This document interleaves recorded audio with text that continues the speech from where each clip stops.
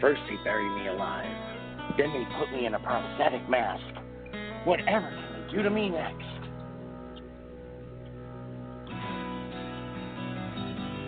Welcome to Take Two Radio. We are pleased to bring you interviews with people in the entertainment and music industry, discussions and recaps of the 4 remaining daytime soaps. That's The Bold and the Beautiful, The Young and the Restless, General Hospital, and Days of Our Lives, as well as various other shows. For upcoming and previous shows, check take2radio.com. That's with the number 2. And you can find us on Blog Talk Radio, iHeartRadio, iTunes, and other streaming apps. Follow us on social media at Take2 Radio, and thanks for listening.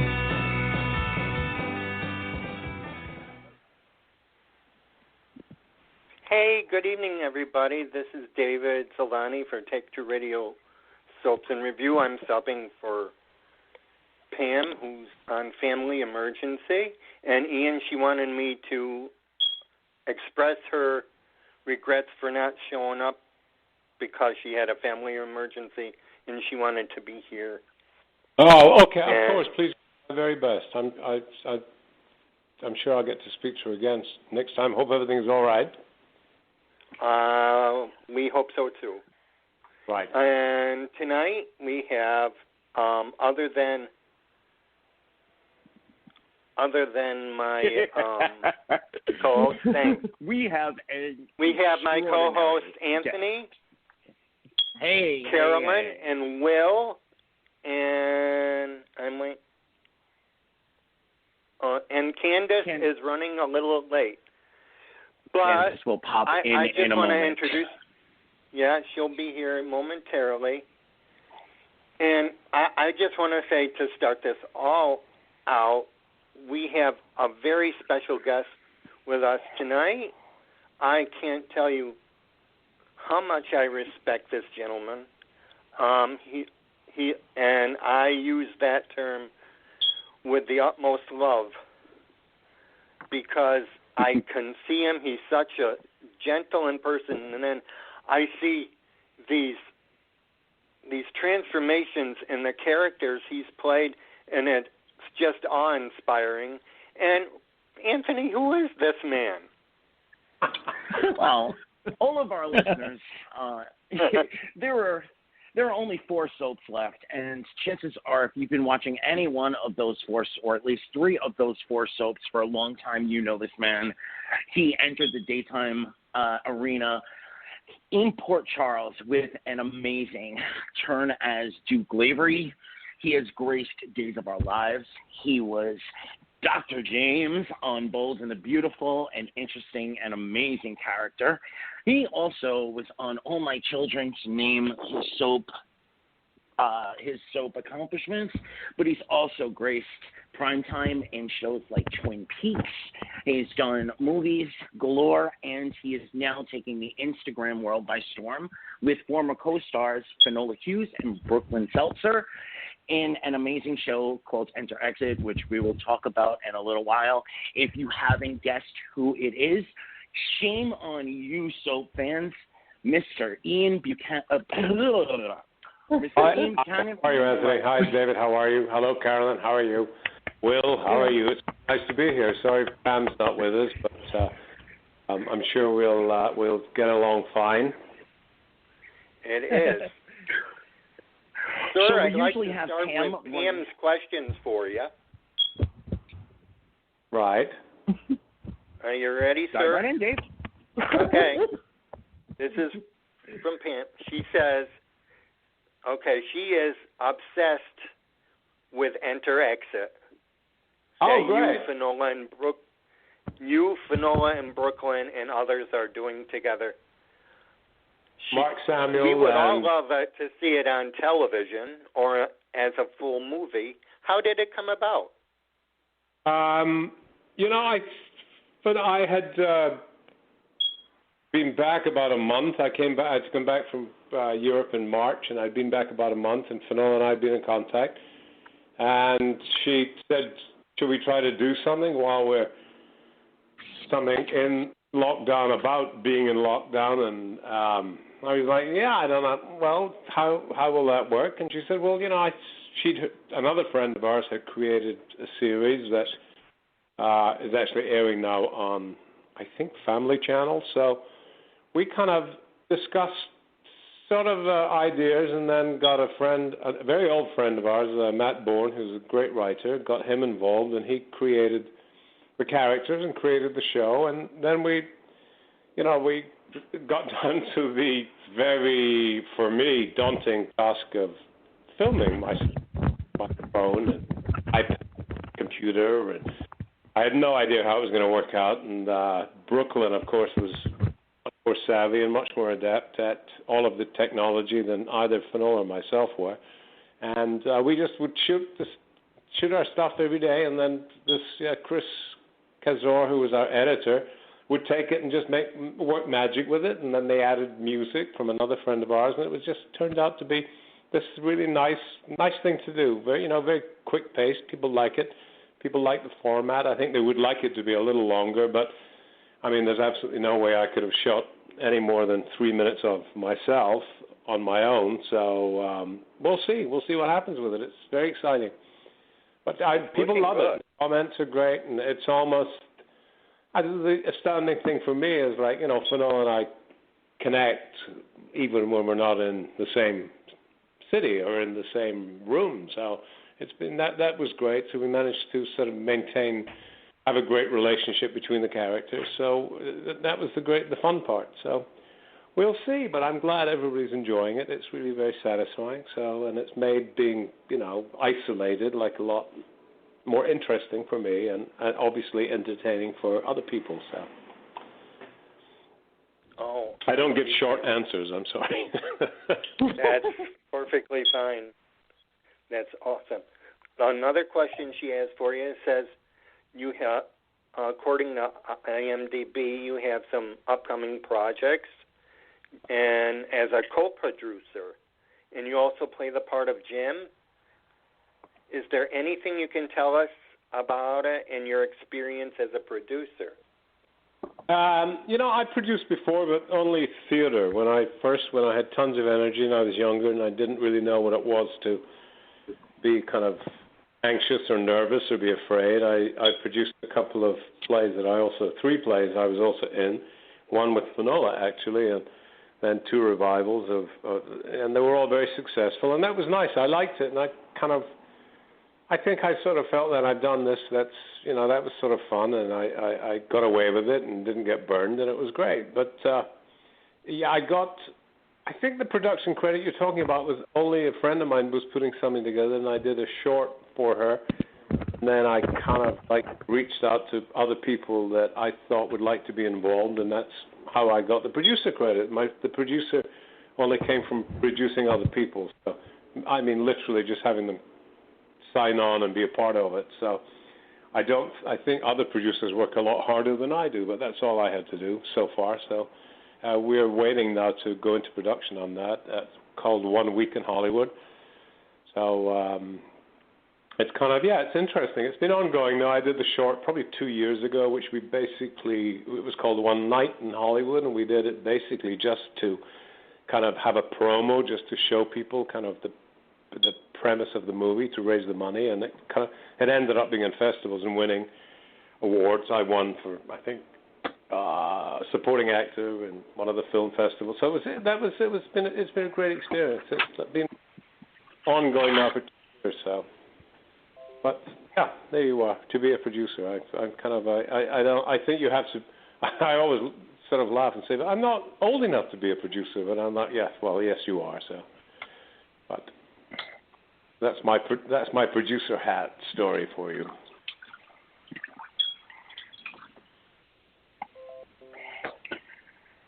Was that Pam's question, Steve? All right, Ian. Thank you so much for joining us again. So, I've learned a lot about you recently from a couple other interviews that you've done, and it was news to me that you were one of the very big designers' personal fitting models before you ever graced the screen. Can you tell us how the modeling career segued into that first part on General Hospital and what it was like to be a personal fitting personal model for fitting for that? It was. My modeling career started when I was barely in my 20s, and I was kind of pretty successful pretty quickly, and everything just happened that such, the fashion world moves very quickly and also sort of ahead of time. But I would go to Milan probably once every 2 months, maybe once every 3 months, and do either photo shoot for one designer, but also Giorgio Armani. I was the perfect size for his clothes, his sample clothes. I was the perfect size, height, chest size, and so I would get measured and fitted, and it was fun. It was great. I loved that. I loved, the whole modeling was such a interesting sort of preparation for acting, I think, except, modeling, you don't have to ever memorize anything, and you don't have to really kind of ever do anything except just show up. So it was kind of a good preparation for acting in many ways, but nothing can really prepare you for sort of learning 50 pages a day and being on a set for 12 hours. So that of course was something that I had to learn to do when that came along. So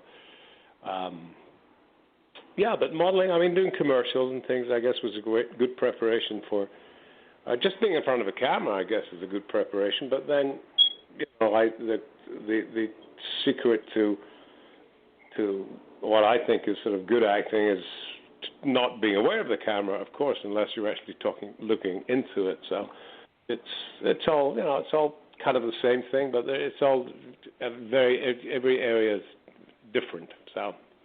But I enjoyed it. I enjoyed it all. So I enjoy people stuff and send me photographs from like 40 years ago that I'd never seen, or 45 years ago, and it's sort of extraordinary because I kind of look at them and think, good Lord, like where was that? Quite astonishing. I sometimes forget that I have led a pretty full and very busy and varied life. So it's nice to be reminded of that. Well, let fans like us and shows like ours remind you. I will definitely make your cheeks blush, I'm sure, a little bit. I know all of my cousins, all my female cousins, I come from a large Italian family, some of my aunts, my mom, they were glued to the television set here in New York at 3 p.m. every day. And when you burst onto the scene, no one would have known that was your first, major acting gig. But I want to ask, that was the era of super couples. And I think most of us fans know the introduction between you and Miss Finola, but you guys sparked on screen immediately and became one of those super couples. In the world we live in now, you'd know it 5 minutes after the scene aired. But back then, the world was at a slightly slower pace. When did you first realize you guys were a super couple, and how did that change the way you thought of the job or the way, or anything, if anything? It's interesting because, yes, absolutely, you're right. Like you couldn't go online and just read what people thought about you, thank goodness, because I don't even hardly do that now. But, it was a while because, we started working together, then we do press. We did a lot of press initially, and there was a lot of investment, I think, in the character of Duke because they'd spent a long time trying to find him. And there was a lot of investment in, and as a couple. And so we were doing a ton of press, but we never really saw the press, which was interesting. Then it was very, I don't know how to describe it. It was so funny. Like we never, unless somebody, it's almost like they didn't want us to be aware of just, how big we were becoming. We weren't, and I was, completely oblivious to it. Finola had already been on the show, and she had been, like a fairly big deal on the show with Anna and Scorpio. But I guess, I had no idea. First of all, I had no knowledge of how big soaps were. I had no experience of them. but I certainly had been I was pretty well known in the modeling world, so I kind of was not swept off my feet or not blown over by it. So it kind of happened gently at a nice pace, and then before we knew it, we really, even then, LA couldn't really go anywhere, which was sort of extraordinary. But that was kind of a shock to me. But it was a very gradual build, actually, only in our awareness, I think. Perhaps the characters had become super successful, they're super popular with the audience, but we would hardly know it. We would, I think it would be different now because you definitely can go online at the end of the day and see how things, what people feel about it and see, but we were very isolated, nobody had a cell phone. I remember where our dressing rooms were under the studio, there was one payphone. And that was it. Everybody had to stand in line at the payphone. Wow. And hair and makeup, stand in line at the payphone to check in with your service or check in with your agent. It's a very different time, although doesn't seem that long ago. But, there was nobody, we were not reading great things about ourselves at any point, so...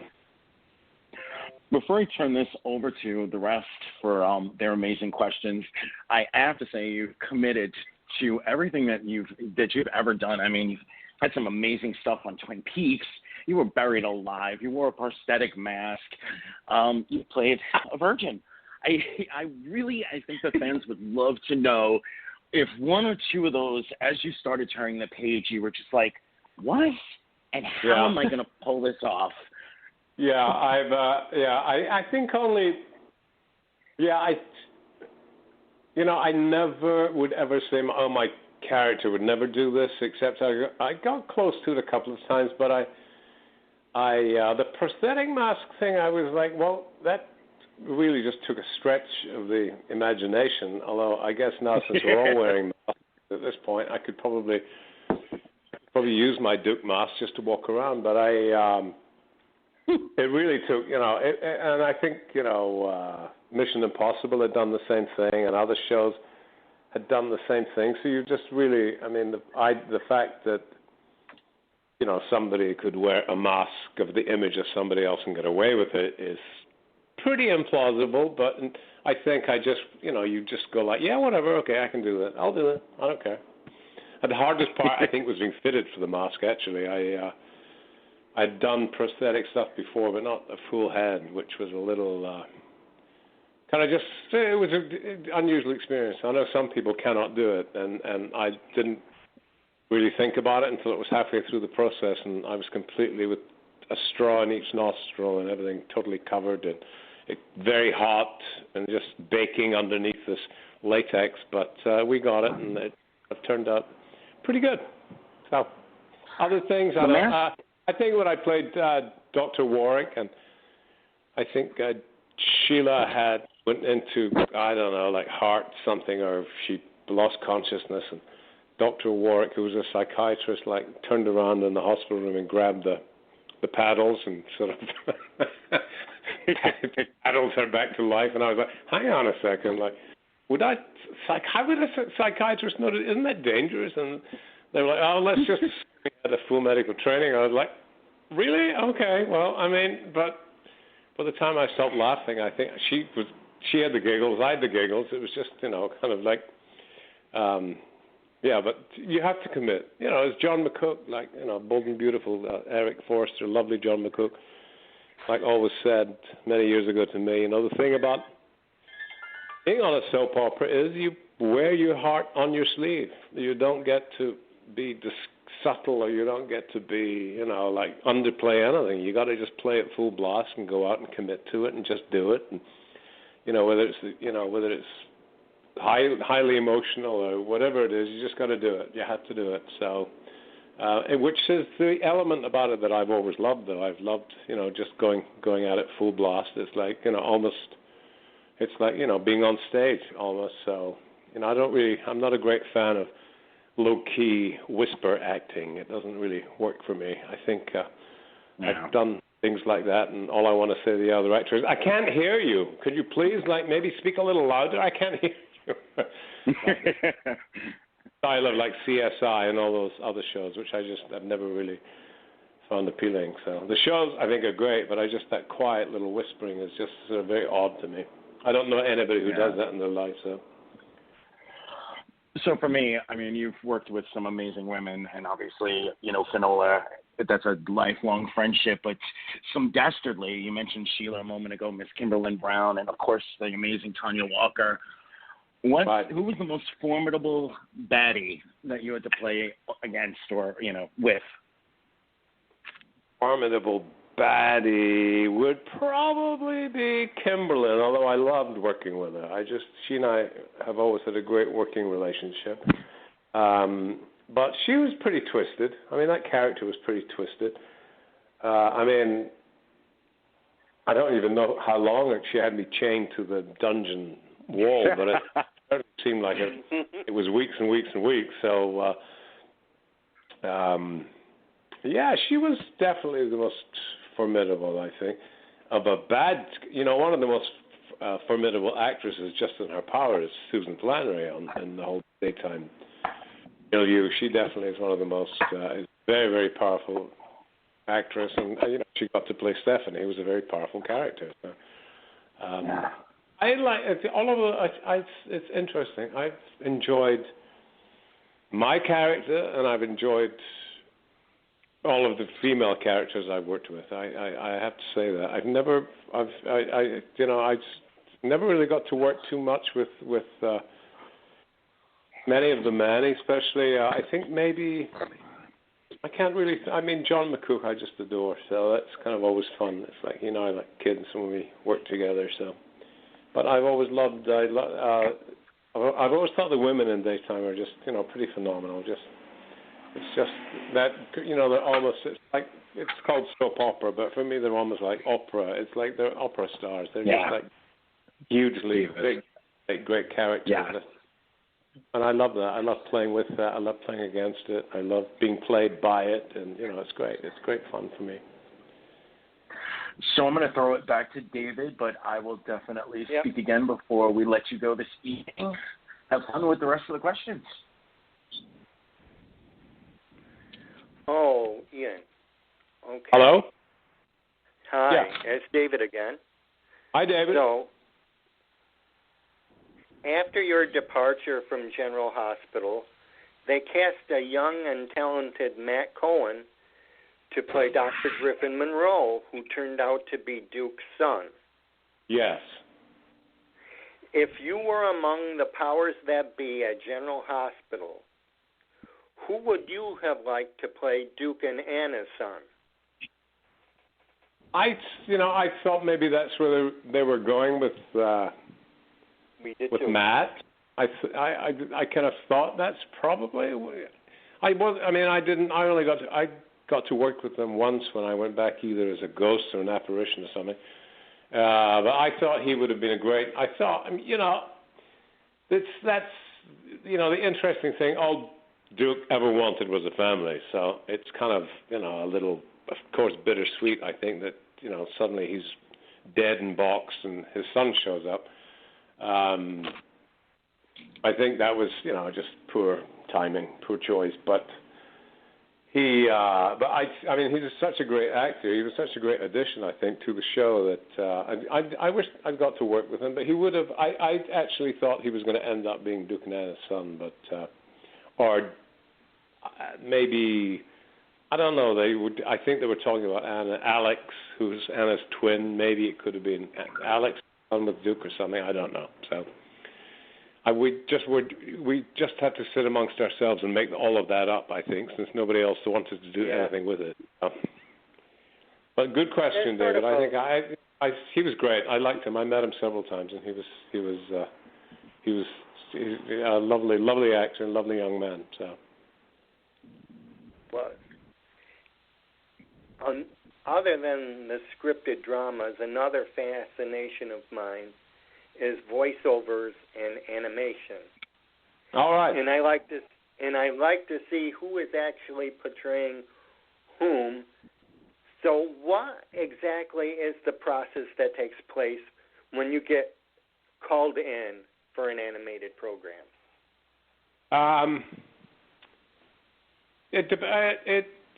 The most fun is when you're all called in together and you have the entire cast in the recording studio all together, just reading, playing off each other is the most fun. Otherwise, you're just alone in a sound booth with headphones on, and sometimes you're given you get to see sort of a animation of the character, or you get to see maybe a piece of a video, a piece of movie. So you you get to kind of work off just the character, and often they'll do it with kind of the actor's features, and it's great. It's a great. I love it. I love it now. I didn't like it at the beginning. I thought I was very I felt very sort of very self-conscious. But now, this whole new world we're in now, a lot of my friends are all set up at home doing voiceovers just directly from home.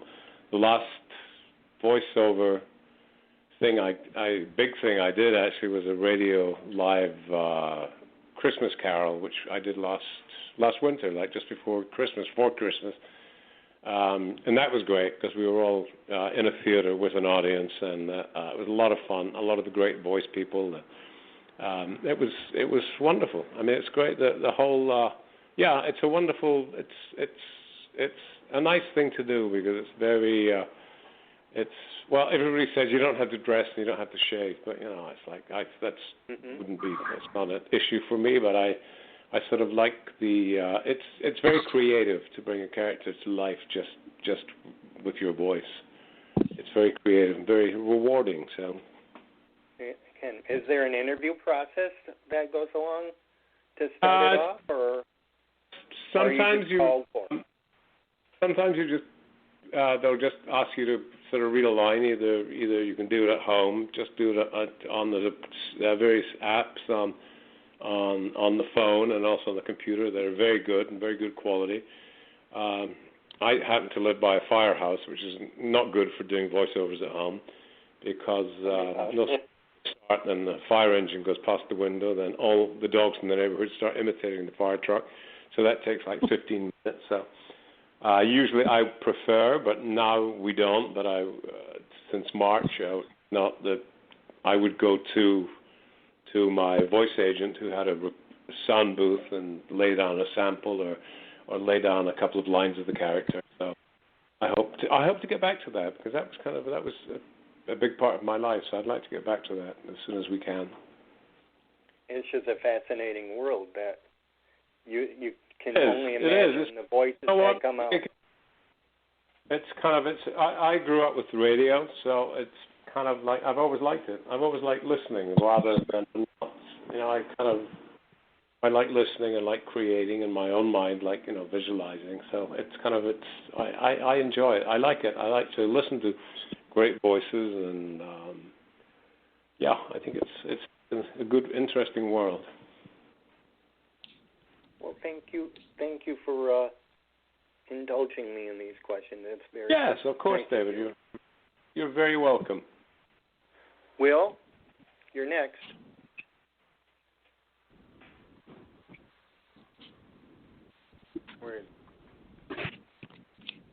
Okay. Will. He's probably fallen asleep listening to me. Oh, no, I'm here. Can you hear me? Yes. Yeah. Oh, the okay. muting and unmuting dramas. Yeah, hi, Ian. This is Willie. I'm a host over here for Willie's View podcast, but I recently just joined this wonderful group of people, and it's an honor to interview you today. My first question is, what's been your most challenging part of performing roles that you portray? The most challenging part? Yes. What's been the most challenging part? I think it's all very challenging for me because I sort of set a pretty high standard for myself. So I need to. It has to be.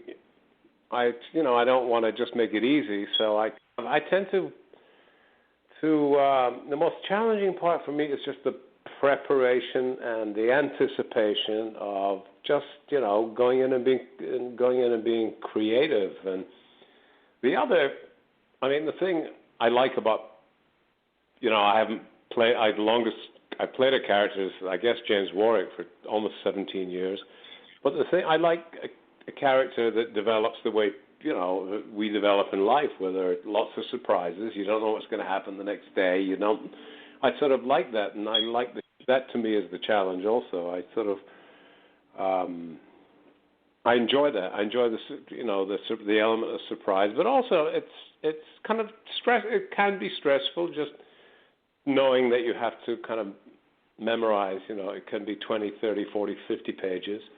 Knowing that when you're finished at the end of the day, you have to do the same thing again the next day, except it's going to be a whole new set of words and stuff. And that is a great challenge, but it's also very rewarding because it keeps your mind very sharp and keeps, and I love to read anyway, and I'm a very quick study when I study. So, but and also just doing it, being creative every day is very challenging. So, and even now when I have to create stuff and do stuff, it's the challenge. It's exciting, but I want it to be good. I want to be my best and provide the best, and so that's the challenge. Well, I like that you answered it like that, because my curiosity when asking that question was like, for any actor, I know there's challenging parts when you're doing a role. So my curiosity was that like for General Hospital, was there a part that was challenging that maybe you didn't agree with something that was written for your role as Duke Lavery that you felt that he doesn't do as that character? Well, I don't think he should have died. That's the one thing I didn't. I mean, that was, but that wasn't my decision. That was not. But yeah, I mean, there were.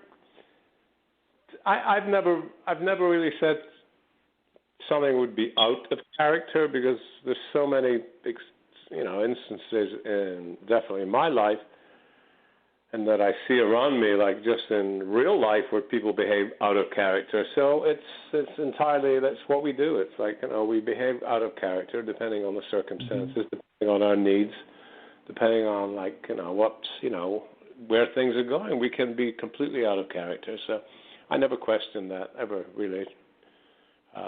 Okay, well, I got one last question, and I wanted to apologize. My smoke detector keeps going off.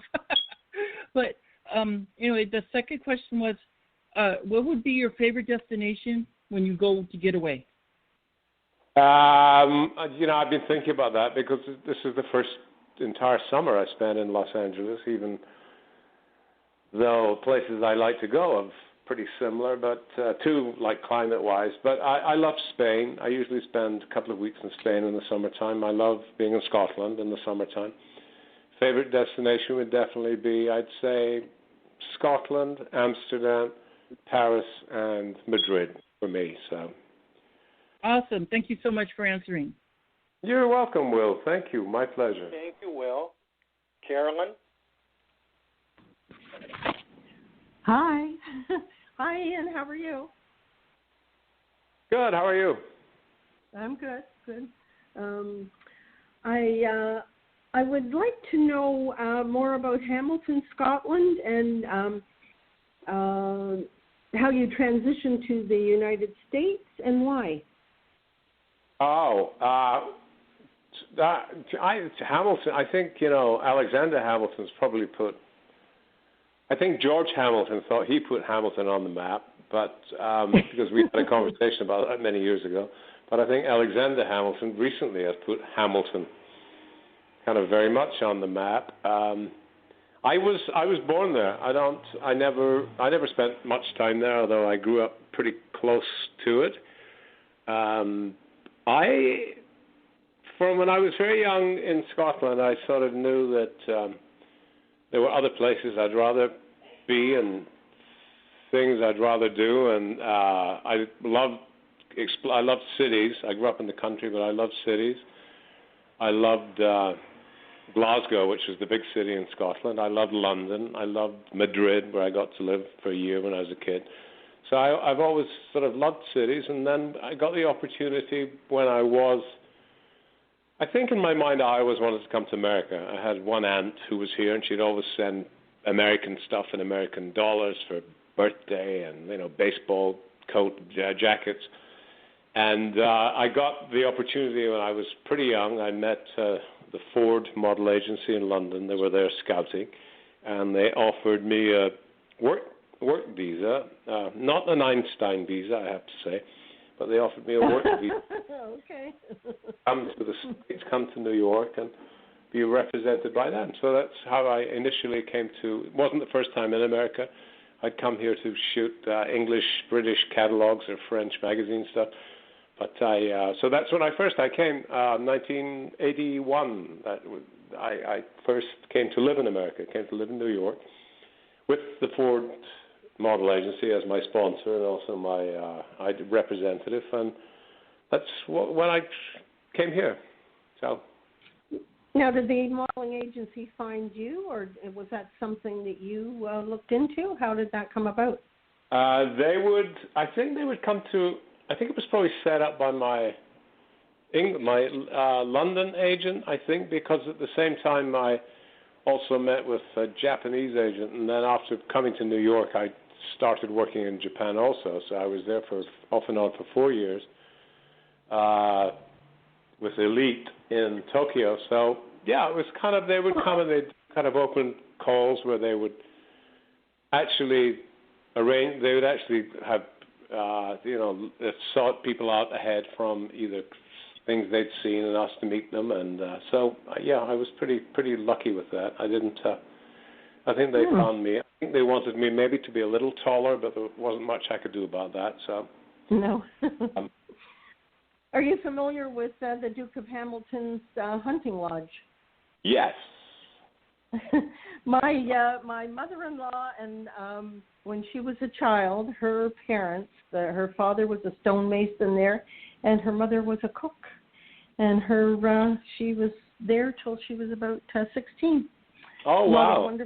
Wonderful stories, and she went I back. think I just was reading that. I don't think it exists anymore. I think they demolished it or something. I was reading about it. The palace they did, and then in the Boston Museum they have, I guess, a replica of part of the castle. It's quite an interesting story. She loved the hunting lodge. Her father was a stonemason, and he worked on that the hunting lodge. And he also, when he came to Canada, he built most of the banks and different buildings in downtown Toronto. Oh, that's amazing. I think it's.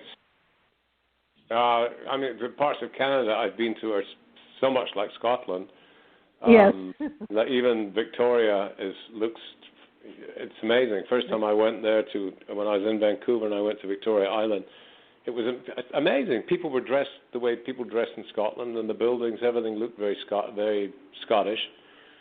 And they go for high tea. Yes, it's very. Yes, they do at that lovely hotel there. Yes. Yes. Queen Victoria. Yes. My second question: in your career, you have played many parts as a physician. Do you come from a medical background? My mother was a nurse. Oh, okay. Yes. And her, yes, my mother was a nurse. Her first husband, who I didn't know was a doctor, but I think it's funny because people usually ask if I come from a theatrical background, and I'm like, no, not in the slightest. Not the slightest. Yeah, everybody in my family was a comedian, but they were not. I think I was the first one to get paid for it. So, but no, I don't. No, I wouldn't say. I mean, I'm not medical background. No, I only just my mother being a nurse that was her early career before she was a mother. The closest thing to medical. If you hadn't become an actor, what would you have chosen to be or do? I would probably have stayed in what my family sort of business was, which was, bars and restaurants and hotels, and I probably that. Hospitality, I guess, would cover it, but I don't even know. It's like I don't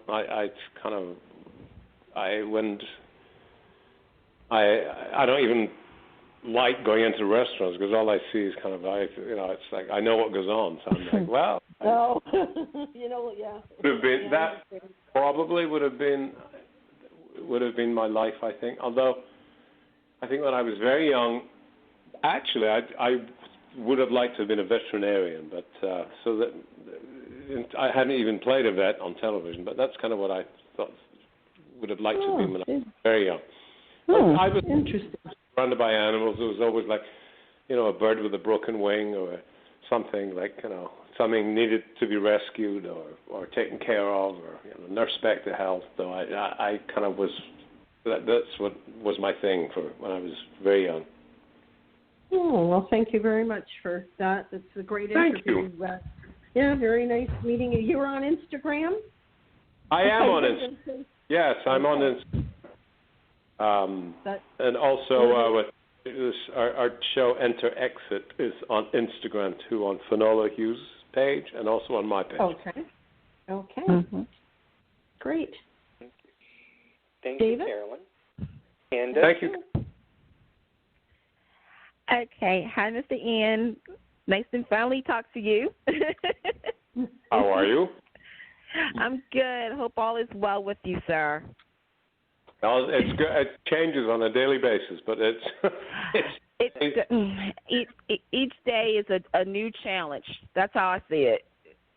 Every single. It definitely is a kind of a. It just really just depends how you feel about it. I think I've come to realize there's no point in being. I get a little saddened by a lot of what's going on, but then you just have to get on with it. So that I get out of that. Yeah. Yeah, you gotta look. Sometimes you gotta look at the positive instead of the negative. Absolutely. So, okay, so I have two questions that I've always wanted to ask you. So my first question is, every soap actor has that one storyline they wish they could have had done. What storyline would you have loved for one of your soap characters to have done, and why? Oh, hold on 1 second. I have to switch phones. Okay. Hello? Okay. Sorry, the battery on that other phone was just cut. I'm just getting weak. I could see it. It was flashing. I'm sorry, please. I will repeat it. Every soap actor has that one storyline they wish they could have done. What storyline would you have loved for one of your soap characters to have done, and why? I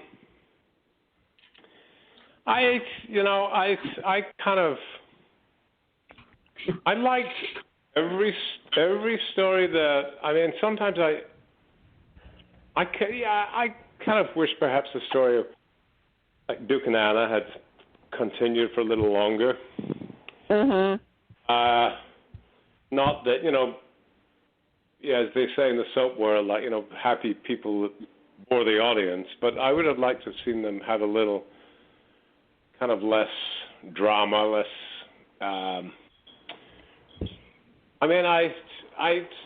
I don't know. I'd liked every storyline. Even storylines that I didn't, all across the board, I didn't, care for initially. I usually just get so involved in it that I don't think about it. But I think I know Duke desperately wanted to have children of his own. So I think he was a loner. I think he was very isolated, and I think that was just his personality. I think the only person in the world who really connected or bonded with was probably Anna, and I think for him it would have made everything complete if they'd had a child. So I would have liked to have played that. I think it would have been very satisfying for the character and also for me as an actor. I loved having, little Robin as the stepdaughter, and it was lovely having Emma as the step-granddaughter, I guess. But that's, I think Duke he loved children, so that's what they always veered towards that. They always suggested that, and then, it was just something that I think that could have been explored further, and I would have liked that, so. Yeah, I agree. I agree with that. I would have loved to see Duke and Anna have their own family, and just seeing how Duke would be, as a father, instead of, they kill him off and then all of a sudden he has a son. Yeah. I think he'd have been a very, I know he'd have been a very loving father, but I think he also would have been super cautious and super careful, and probably not wanting that if it was a son probably to make the same mistakes that he had made. I think that's just, I don't think he would have, he never took anything lightly, so. Right. It would have definitely been interesting. I think that would have been an interesting storyline to see how Duke would have handled fatherhood on his own. Instead of just being a stepfather, how would his own insecurities and as well as his concerns, kind of be a part of his fatherhood to a child. So I definitely agree with you on that. I would have loved to have seen that take place, on the show. So my second question is, I'm gonna flip this a little bit. Now, as an actor, there's always that one great performance from the past and present that an actor wishes, I wish I could have done that. So what dream role would you have loved to have been a part of, past or present? Dream role? Yeah, was that role that you're like, I just wish I could have done that? Well, I think I feel like I've done so much that I'm sort of relieved that I'm too old now to do a lot of the stuff that people would think I would want to do. So I'm kind of like, I like things not being like optional. I like it now. I like it. Wouldn't be that. I never was attracted to kind of action, anything like action movies. It's never interested me in the slightest. I would. I'm not. It's just. I don't mind like a little bit of it. I don't mind. I've done my own throughout the years, but there have been things I think come up and discussed, and that I have no regret. Anything that I really wanted, I generally got to do. There were certainly things that other people wanted for me, but I would not. I didn't want them, then I wouldn't do them. So I don't really feel like. I read so much, and as I read, I kind of, you obviously with your mind's eye, you create whatever the character is you're reading and everything else. I think I'm sort of all over the board with right. with characters and just things that I never. I didn't like even just doing Enter Exit with this character of Hugo. At first I was like, I was like, wow, it's like he's so dry and so kind of like low key. But then I loved it. Mm-hmm. I liked it. I thought it was I thought just to fill that out and just to kind of embody that and just to give it, give him a history, give them a history, just give him a sense of humor, give him all sorts of things. And it's really fun to just sort of just have that bubble up as you do it. So there's nothing. I don't think there's anything out there that maybe I'll think about it and I'll let you know. Okay. Well, thank you so much for answering my questions, sir. Thank you very much. My pleasure. Wow, Mr. Buchanan. Thank you so much for joining us this evening. I will throw out the preliminary fan question. You've been on 3 of the surviving shows, but dead never means dead in Port Charles or Salem, or even sometimes in Los Angeles. Are you open to coming back to daytime in a role again at some point? Yeah, I actually get kind of, people sort of check out whether I am interested, and of course, always. I don't. The pace now is extraordinary, and I like working at a quick pace. I like being busy all day, but I don't know that I could do 5 shows a week. I don't know. I mean, I say that, but yeah, if something came up that was very interesting, yeah, I think absolutely I would be. I mean, I've been working with Gregory Martin on YA, which is his spin-off of The Bay, which hopefully I'm back to The Bay right now, so hopefully the YA will pick up. I can't remember. I think we've done like 3 episodes, and I like that. I enjoy that. I like the quality of that. I like the kind of being on location, and and also for Michael Caruso, I did Ladies of the Lake, and then narrated something the Mermaid for Christmas the Mermaid movie. Yeah, that was awesome. And I've enjoyed all of that. I love all that. I like where that. I sort of like where that whole sort of scripted drama. I like where it's gone, with what they're doing with it also. So I'm very open to any of it. If people I think are back to work right now. Even I'm not sure how easy it is, but I know they're back to work, and they're just so we'll see. We'll see how things work out. So I'm going to ask you one last 2-part question before we let you go for the evening. Tease those longtime soap fans out there who haven't got the chance to check out Enter Exit, and you've been lifelong friends or almost lifelong friends with Finola. Can you share a funny story that we might never have known if we didn't have you on the show? A funny story about Enter Exit or about she and I? About you and Finola in general, and then tease us with what we can expect of Enter Exit for those who haven't seen it yet. Yeah. Well, Finola and I laugh a lot together. Or she laughs at me a lot, and then we laugh a lot together. Usually at just whatever circumstances. We try to be kind, but we have the same sense of humor. Yeah, I can't. I've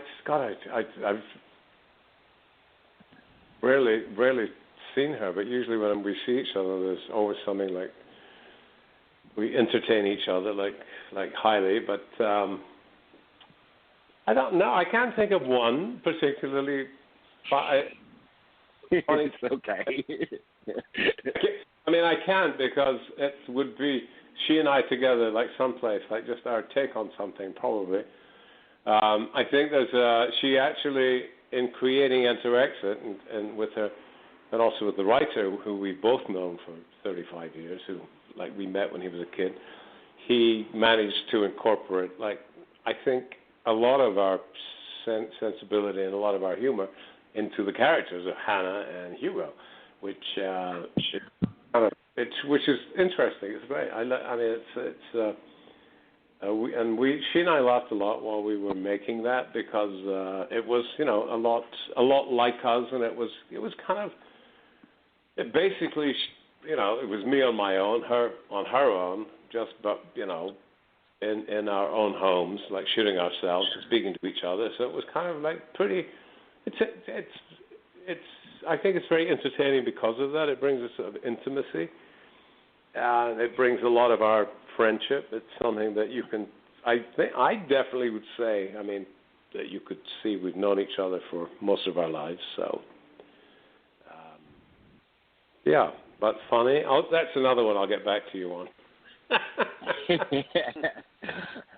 Well, Enter Exit. Enter Exit is on Instagram, as you said. It's on both of your pages. Where can our listeners find you online? You're on Facebook, we know. Instagram, we know. Are you on Twitter as well? Yes, I'm on Twitter.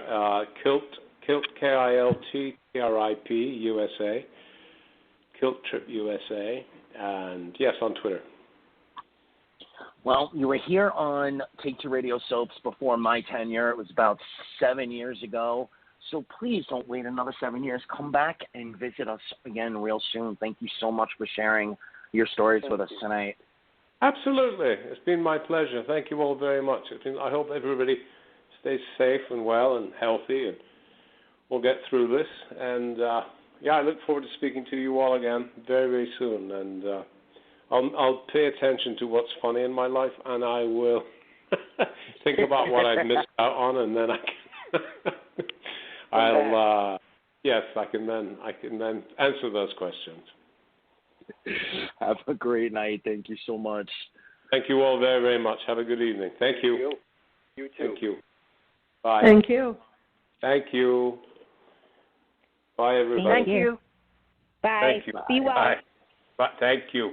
Bye. Oh, that was another amazing interview that we have now it was. Thank you. thrown into the can. I hope our listeners had as much fun with it as we had. And definitely go check out Enter Exit. Who do we thank? Who do we thank for contacting Ian?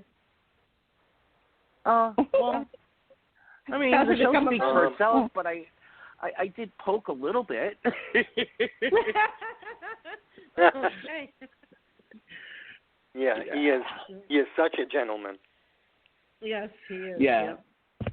He really is, and we've spoken over the years to others that have worked with him, and I did a Days of Our Lives event right after his character made its unfortunate end, and everybody that works with him seems to love him, and now we can see why, right? Yeah, we can see why. I like how Ian Buchanan. I like how he teased about that.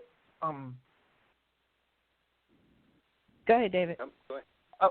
Oh, yeah. That was Willie. Go ahead. Almost 8 o'clock.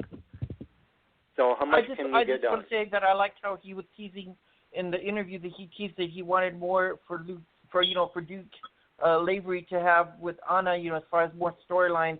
I thought that was really cool how he did that.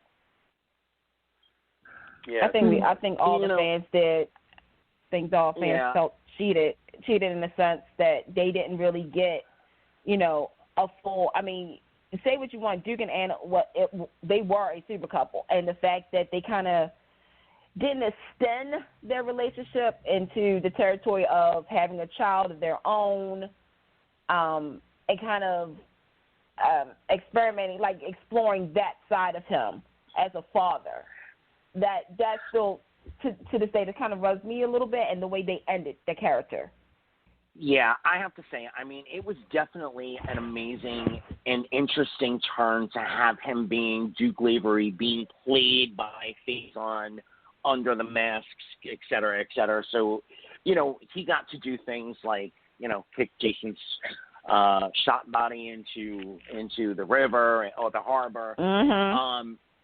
But just when we thought, okay, we're ready for happily ever after, it was happily, buried and dead, and right. And that definitely was a huge letdown, and the idea that they brought Matt Cohen in as his son, I always thought that it was before. I mean, lots of people come back from the dead at that point, but it was before it was over the top with all the back from the dead. And I always thought maybe that was a foreshadowing of him coming back. That wasn't to be. So, but like David said, time is a very quick mistress, and she has herded us into our second hour. So let's jump into General Hospital since we're here, and let's talk some nurses' balls, some kidnapping, some chloroform. I mean, if it is not written completely across the walls of General Hospital, Sonny's compound, Jackson's new house, Spoon Island, if it is not completely apparent to just about everyone who watches that Nell is going to be revealed as Nina's daughter in the next, week and a half, 2 weeks, and if it is some sort of red herring, I will eat a shoe.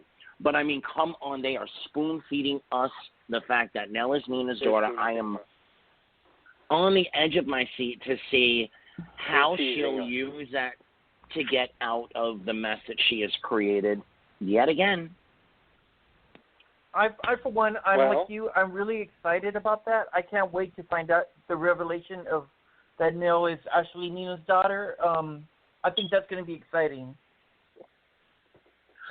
I'm really, Willie, you weren't part of the show when the transition happened, but I have to go back and say I knew that, Crazy Annie coming to Port Charles as, possibly Crazy Nina at times was going to be something that was worth watching. But I had felt at the time the storyline, et cetera, that it wasn't going to go somewhere that was going to catch us, and it was going to be a stunt casting that didn't last. So I really want to say, a reversal, and I'm so glad to have been wrong on that aspect. She's made the role completely hers, and the writers have given her a direction to go in, finally, that we can all kind of get on board with. So, kudos, coming back strong. I do want to ask a question of my co-hosts. Are you guys happy with how they came back?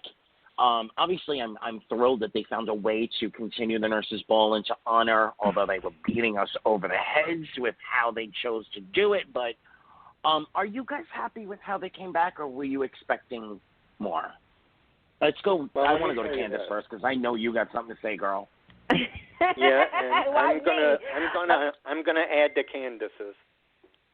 Okay, here's the thing. I'm glad General Hospital is honoring their Nurses' Ball because I feel as though the nurses out there, hats off to you guys for sticking through all of this. Hats off to you guys. Okay, now, I'm enjoying the fact that it's Quartermains. Let me repeat this, that the Quartermains are dominating General Hospital's comeback. I like wait a minute, let me just say this person's name, Wally Curse. If that man does not get back. now here's the thing. He's not on contract, he's recurring. But let me just say, this proves that recurring actors can get front burner storylines. I don't care who you are. Moving on with that. I love the fact that Ned has now become Edward. You've become your namesake. Congratulations, Ned. It took forever. Yeah. But I love the Brooklyn stuff. That, oh my God, the blood. I just love everything. Like right now, there's certain storylines, like the whole, Nell being Nina's kid. I feel as though that has not. They dropped my interest because it was either Willow, well, we really was supposed to be, but then Nina, then Sasha. Nina had twins. Let's just or triplets. Let's just say it. Like, surprise everybody, she had triplets. There you go. The end of the story, right? I'm enjoying the Nell stuff. It's so much going on with General Hospital, including Elizabeth and Franco, Nina and Nicholas, which is, a weird storyline, but you have actors who are making it work. Yes. The Mike storyline is still going on, and that, that's a really good storyline. Even Maurice agrees with it. I feel as though General Hospital right now, because I don't want to put all my eggs in a basket, because we've done that before. Right now, I like how they came back. I like the fact that they did move on in certain spots. Oh, wait a minute. There's something we did. General Hospital, even though most of the fans already knew, I still like how you pulled it off that Taggart was alive. I will give you your props for that because having Taggart come back, I mean, it's like, I think all the soaps are doing this. They're listening to the fans. They're listening to the fans over the duration of the break, where it's like, okay, what's going to work for our show? What is the fans wanting? And that was something that a lot of fans were pissed off about. I know I was when they brought Taggart back after 17 years. And then you killed him off. We found out Trina was his. So it's like, okay, you did all of this for what? And then kill him off. So I'm glad that they reversed it. I'm glad they reversed the decision. But, yeah, General Hospital, so far, out of 10 stars, you get a 7. You get a 7. So I just want you guys to keep it up. Showcase your vets. Showcase the families. Because, like I said, the the Quartermains are front and center. Yeah. Front and center. Do you know everybody in the Quartermain has like a storyline. You have Brooklyn, you have Edward. I mean, not Edward. You have Ned. You have Olivia. You have Monica. Poor Monica. You have. Right. I mean, it's been really good. All I need is for Michael to turn into an alcoholic like AJ, and we're good. And you even pulled in some really great material with Lucy. You know, I mean, she's always going to be the fun character that she's been. But, you know, hearkening back to that one vote, hearkening back to the relationship with Alan. It's always going to be that one vote. Did I forget about that? Oh, take over. Yeah. So, it's always going to be that one vote. Thank you, Valentine. Thank you, writers, for finally giving Valentine something to do besides being a cartoon. Thank you. That's true. Thank you very much. And Julian. David, how about you? I think with Cyrus becoming chairman of the board, that puts the hospital front row center, which we need right now in one way or another. Willie? Will? All right, he might be muted because of his smoke alarm, so I'll go with mine, and then he can come back in. I got to agree with what you both said. The Quartermain's back front and center, and making. I mean, the show. What's the name of the show, Candice? General Mobsters. It's called General Hospital. General Hospital. Yes. So the fact that we have so much action going on about the hospital, in the hospital, around the hospital, really, really, really delights me. That was the fact, promise like you of the said, show. that we have come back so Quartermain strong. And, I mean, you know, longtime fans will say, we've seen this storyline before. Somebody battling for control of the hospital, blah, blah, blah, blah, blah, blah, blah. You know what? When you want to come back with a bang, you take everything that is everybody's anticipating and waiting to see, and you throw in. Remember quite a few years ago when they didn't as successfully, you know, they revived Pickle Lila. They wanted to bring Franco, you know, the Roger Howarth character, and they wanted to introduce Ava. You know, there are times when you dive into the past and you fizzle. But this is a storyline. I mean, how many times have we lived this? But now we got a character. I'm sorry, I'm in the minority, but I'm going to say it. I don't want Cyrus to go the way of Shiloh. I don't want him to disappear in a month because this is the best story. This is the best storytelling I've seen on General Hospital in quite some time. So as far as I'm concerned, the only thing for me personally, and this is a very split feeling out there in the soap world, I wish they would have addressed COVID. I really do. But did you read Frank's interview? What he said about COVID? I did. I'm going to say this. Yeah. I'm 50-50.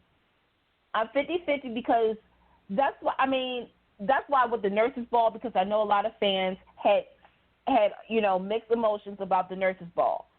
My thing is that they kind of are addressing the importance of nurses, which every day they should, as well as teachers. The front line workers. Yeah. So I think without them saying corona, they were still making mention of who the real stars of this whole situation. I have you see what I'm saying? I do, and then I have a bone to pick with that. Because Daytime Cares was basically the brainchild of Laura Wright. With a lot of assistance from a lot of daytime shining stars from all four of the shows. But it was the brainchild of Laura Wright.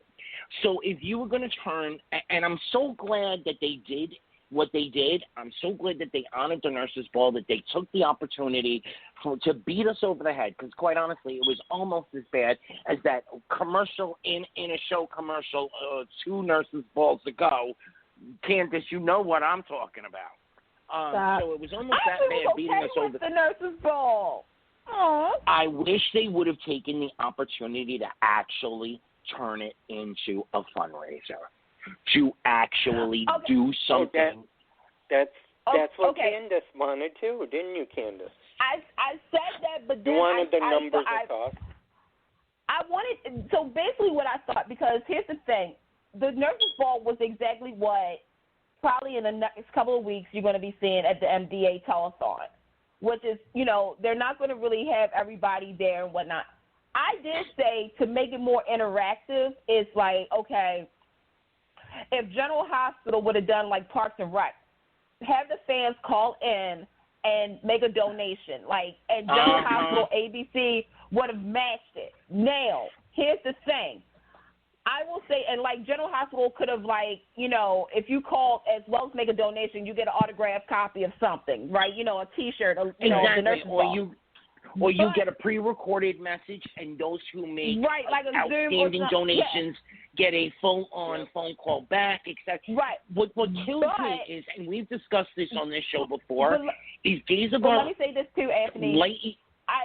Go ahead. Years ahead of all of the other three with engaging the populace, the fan base, in new directions, pulling us onto digital series, promoting the daytime app, creating a podcast based upon the show point blank by a well-known soap journalist name.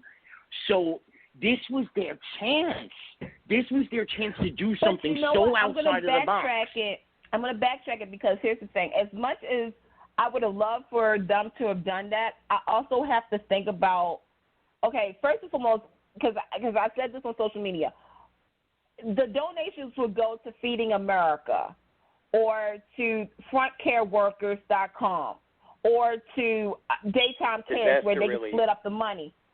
Right, or disaster relief. At the same time, I also have to think about a lot of people couldn't do that because of the financial situations that they're in. So it's like true. It would have been if it was like a different situation, I would have loved for them to have done that to interact with the fans and da-da-da-da-da. At the same time, I do realize that not everybody can donate just money because they need to have money to pay the bills. Nobody financially secured. Not everybody can do that, but you know what? There are still plenty of people who are shelling out in the hundreds to have a 30-minute session with 3 or 4 other people. So what are they getting out of that 30 I definitely minutes? agree with that. I agree with that. It's and kind of Laura it's kind of the picture poison. It's kind of the picture poison. It's like I definitely agree. People are spending, and we can talk about this another time. Is that with these Zoom calls and the the interaction, I know that I love talking to the soap fans and to soap stars. You guys all know this, but at the same time, I'm sorry, I'm not paying over $100 for just 2 minutes, 30 minutes to talk to one of my favorite soap stars because I don't have it, and it makes me feel really insecure. Because it's like, okay, we're obviously not going to have any fan events. Okay, until next year maybe. Hopefully, pray everybody. So to me, it's like, all right, I want to still have the experience, and I give kudos to all those who have been doing that. But taking it back, like we said about General Hospital with the Nurses Ball idea, a lot of people do not have that money available to do that. So it's like you have to kind of meet. You got to meet in the middle. But Candace, I should very respectfully disagree with you, though. If they had collected $5, $7, $12, $13 from a couple of thousand people in one shot, I mean, look at how successful Daytime Cares was. So, there are still people out there, including soap fans, that have the money to spend. And if they were going to spend 4 days beating us over the head that it's a telethon for our frontline workers and the back end, of course, all the prominent citizens of Port Charles donated to HIV and AIDS research, which they're never going to be able to move away from that. And thankfully so, because you know what, in this day and age still, even though people can become undetectable, it is still something that we have to be cognizant of in this world. I agree. I'm just looking at the middle part because to me it's like, all right, if let's just say if they say if you pledge now, like if you pledge $20, again, not a lot of people have $20. You know what I mean? Like it's not that people wouldn't want to do it, and I know that they would have loved to do it, but a lot of people can't. I mean, not all, but some cannot stretch their finance because.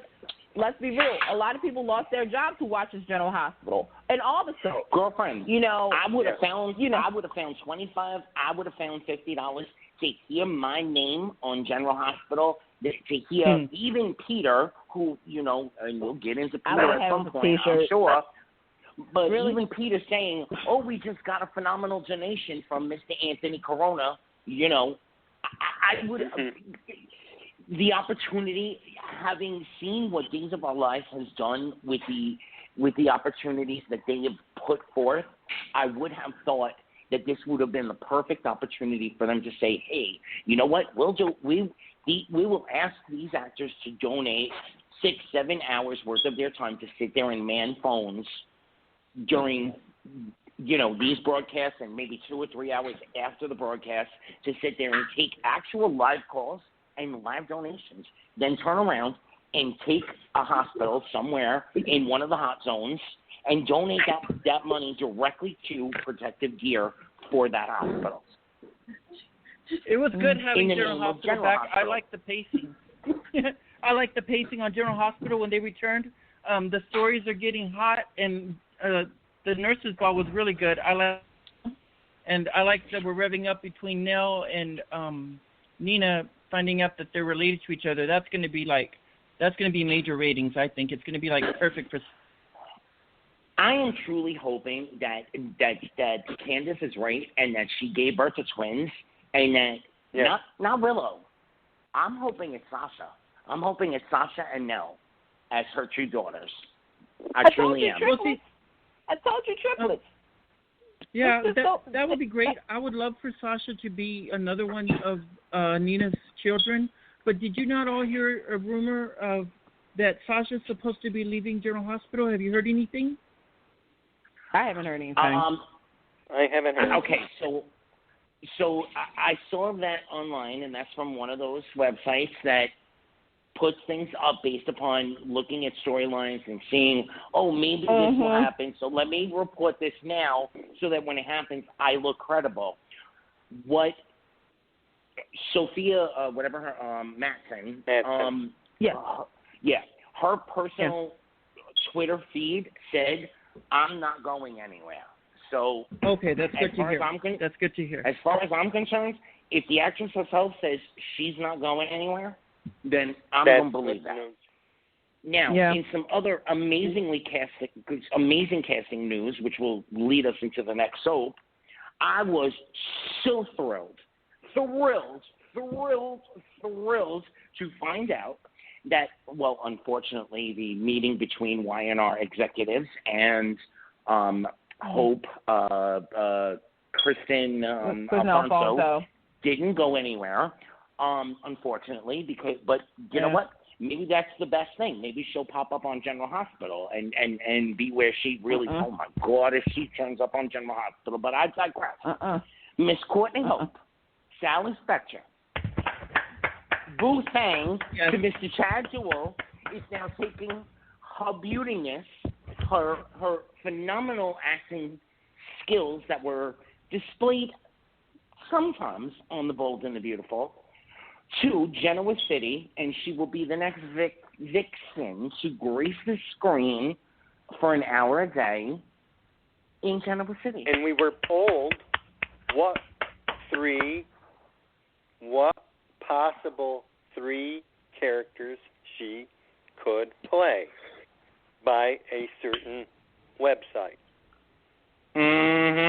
Well, I want to congratulate Courtney. She's an awesome actress, and I can't wait to see her on Young and the Restless. She's going to make a good. She's going to shake things up in Genoa City. And girl, I'm so proud of her. I'm so proud of her. Sorry, getting emotional. They really do need some shaking up. Going from a phenomenal return to a return that's left me wanting a whole lot more. Let's go to Genoa City. Let's talk about the Young and the Restless. I got some fun tidbits. I got some fun tidbits for you. Hold on. Before we do, there's a little certain issue that Candice and I have to deal with. Candice, I was at Soap Party and I heard what you said. There's some issue about the nurses' ball that was not apparent this year, was there? Girl. Oh, About that. girl. Oh, girl. Come on. Okay. Go ahead. I just like to point out that I said it. I'm not going to say it because apparently I said it a couple of times, but I do feel a certain type of way because this person has now kind of made a tradition of dancing, dancing routine, and I felt as though I was gypped. I was gypped out of certain performances this year. Yeah. Okay, that's all I got. They keep talking about performances that happened that we didn't get to see, performances that were going to happen, et cetera, and how did we not have that one performance that we were all waiting for? Girl, I'm with you. I do agree. I'm with you. And I want to add to this that I was at Chad and Josh's Zoom event, and that was one of the questions pondered to them. And as of July the 19th, they said that Josh was given a number. Josh said he was given a number, but they have no idea what's going to happen now. At that time, they didn't know what was going to happen, so things could have changed. And I bet you it was edited out, because certain things were edited out, I heard. I just feel as though, like I said, the nurses' ball, for what it was, because I think we've now, and this kind of carries over to Young and the Restless, I think we're now at this point where we're accepting the new normal on a soap. So with the nurses' ball being, in the format of how we're seeing the award shows, with the daytime Emmys being home, and like I said, in a couple of weeks they're going to do telethons, sort of like what they did with the nurses' ball. So to me, I feel as though, the performances was limited, and that's fine. I really enjoyed the performances. Here's another thing, General Hospital. You could have had it released on iTunes. The performances, especially William Lifton's song, original song. And you could have used that for bonus material. Like and not only that, the proceeds, the proceeds you would have had from that could have went to Feed America. And I'm going to say this now, William Lifton, you better get an original song nomination next year for the daytime Emmys. Moving on to the Young and the Restless and that show. Yep. Thank you, girl. Come on now. Thank you, Candice. Candice, I know that the Young and the Restless is your show, and I'm right behind you. I am waiting for them to break back out. But come on, tell us the truth now, Candice. They came back. Tell us the truth. How do you feel? I feel like our relationship has taken a turn. I was expecting. I got all these roses and diamonds while they were on hiatus, and then we came back to this. Here's the thing. Okay, so I'm going to say this real quick. I know a lot of people have issues with Young and the Restless, and especially with Melanie's hair and all that stuff. But keep in mind that they're still trying to figure out. I gotta say, I love her hair choice. Thank you. Go ahead. Here's my thing. I feel as though some people don't understand. There's really no hair and makeup and wardrobe right now because of Corona. They only have limited services, so guess what? People, you're going to find out who can do their hair and nails and stuff. But with that being said, I feel as though like there are certain key elements of Young and the Restless that is working for me. I would like to officially say this for everybody to hear this. Team Victoria! Team Victoria! Yeah. I'm waving my flag and everything. Yeah, I remember that. This version of Team Victoria, because Victoria is like, you know what? I'm the future of Newman Enterprises. I'm going to do what I want to do because this is my company now. Daddy, you did your thing, but now I'm about to really do it up. the fact that she gave divisions to Jack and Billy. Yeah. Oh, that's one thing I will say. Young and the Restless, Josh, you guys really understood something. Because one of the things during the hiatus when they showed the classic episodes, let me repeat that, the classic episodes, from the 70s, 80s, 90s, early 2000s, and to today, one of the big things was business. Each decade has had some kind of a business storyline. The fact that we have it now, we now have, if you think about this, Chancellor Media, right, Jabot, Newman Enterprises, right, you still have Hamilton Winters, even though they're going into the medical, with, that. You have and with Phyllis and Abby, you have companies, you have businesses, you're hearing about it. You have these characters playing. So I will give Young and the Restless, I will prop you for that now. Adam. Come on, girl. Tell the truth. Don't make me have to do it. Come on, girl. Okay. I got some tidbits for you. And Candice, you're going to love this. For Young and the Restless next week, Victoria Newman will flirt with Theo Vanderway. What the hell? That's going to be, you know what? It's going to be so steamy. That's going to be so steamy because I know people are for Theo and Lola. I know people are for Theo and Lola. I'm actually past it. Huh? Here's the problem with Young and the Restless. Okay, I'm just going to flat out say it. Young and the Restless didn't learn. Okay, we're in September. Okay, September is coming up. I know behind the scenes, they got my story consultant perfectly cast. Because Susan Davis is coming back as the story consultant on Young and the Restless. That's right. Emmy Award winner. Yes, she's coming back. So please, soap Jesus. The thing is with Young and the Restless right now, this was an opportunity for them to correct a lot of wrongs. Correction. They're doing business. They're doing Victoria. But I don't need Victoria to be flirting with Theo.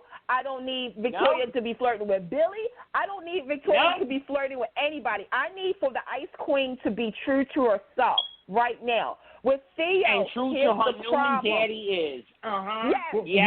Candice, get into it. The thing with Theo, Lola, Kyle, and Summer, wait a minute, hold on, Will, is to me that quad. Let me just break it down. When 6 months ago, when they had said that Kyle and Summer was destined to be, I mean, granted, yes, they've been friends. They're in each other's orbit.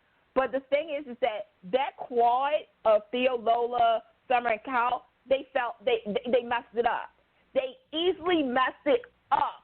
And to me now, and I see what they're doing, they're backsliding because it's like, all right, Kyle asked Summer, in case y'all didn't watch that, about moving in. There's always been some insecurities with Summer because she even said this about her own parents getting back. She doesn't want her parents to even get back together because she knows what the outcome is. So you would think that would play into Summer's psyche a little bit.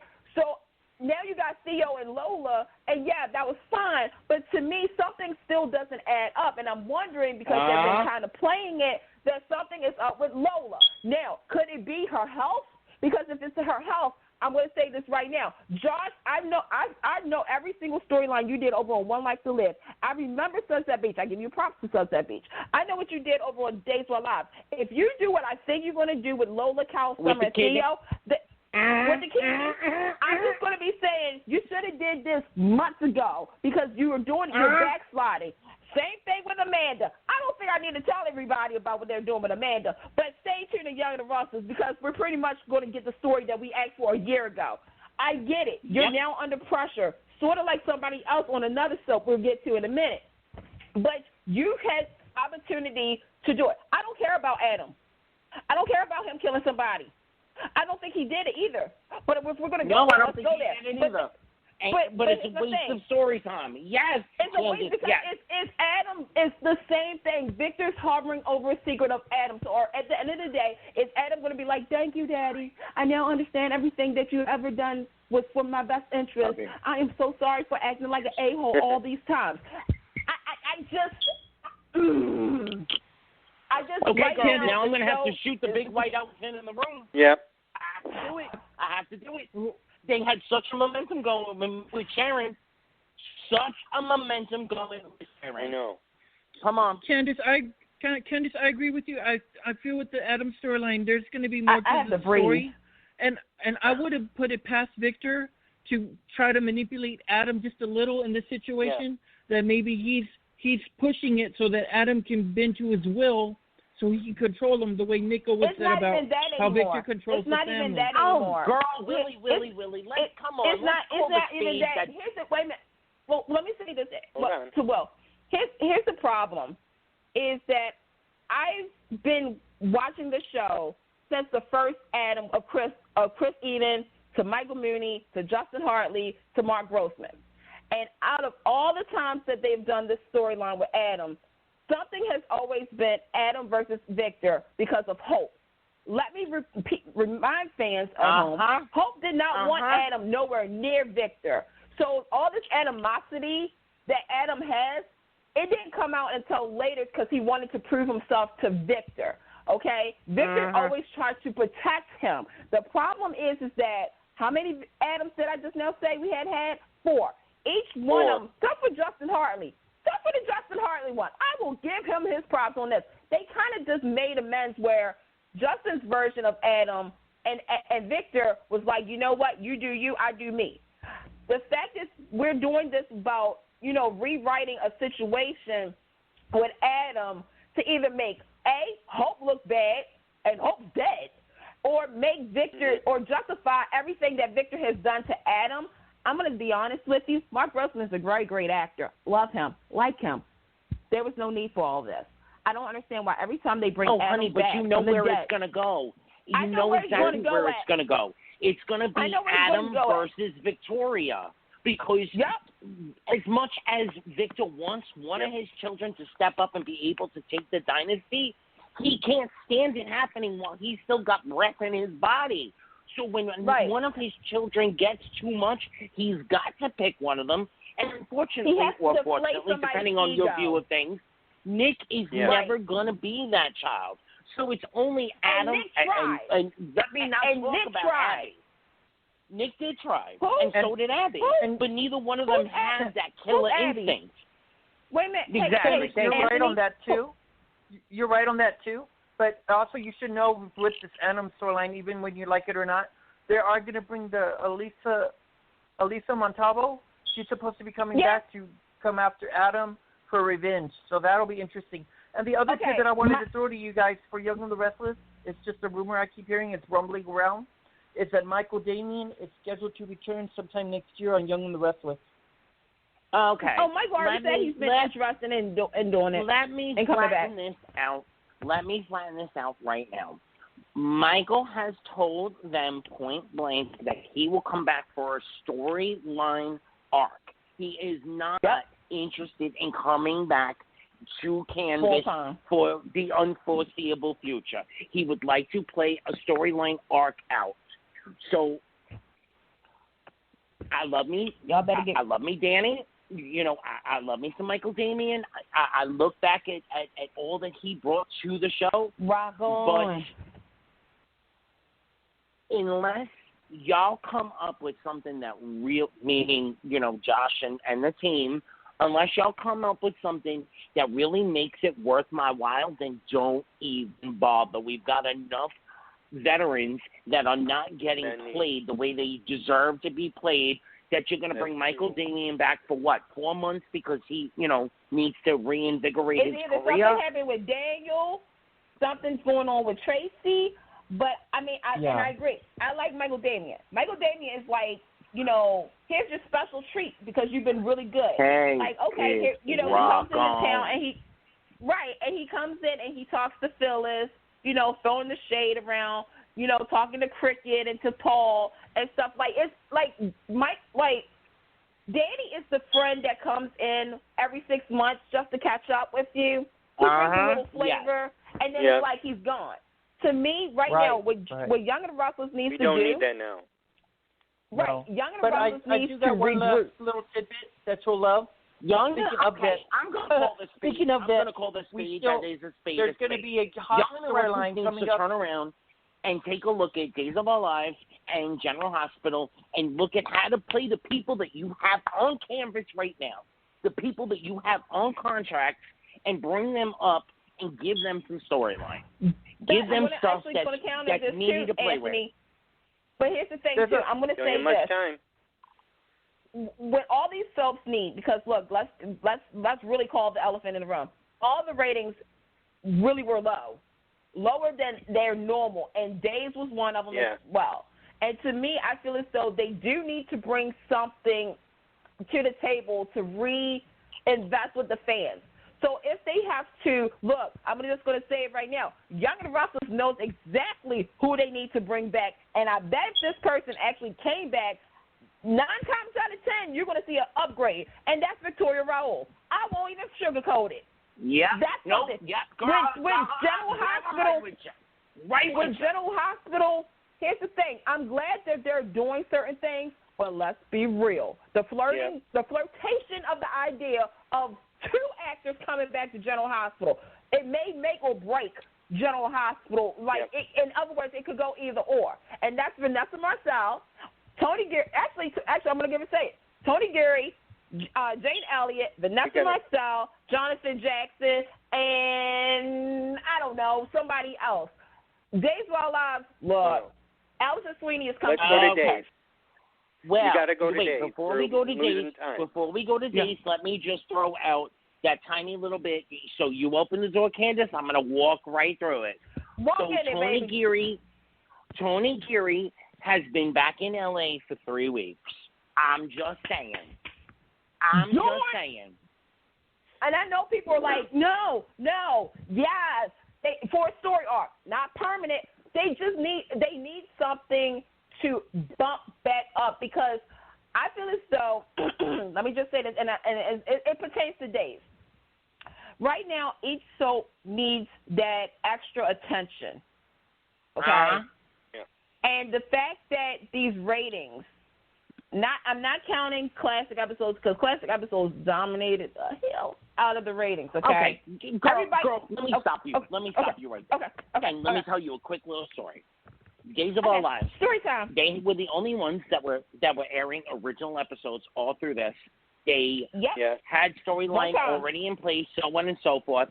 But they took a look at what was going on online, and they made an offer to Miss Allison Sweeney and said, to the effect basically that we need somebody who can come in here in a powerhouse manner and carry through all the fireworks, can carry through. We have lost all of these, so on, bop. It's the ever-revolving door. We brought back Brandon Barash in some weird-ass character mold, blah, blah, blah, blah, blah. I'm okay it's working for some people, not working for other people, blah, blah, blah, blah, blah. We don't have a Stefano.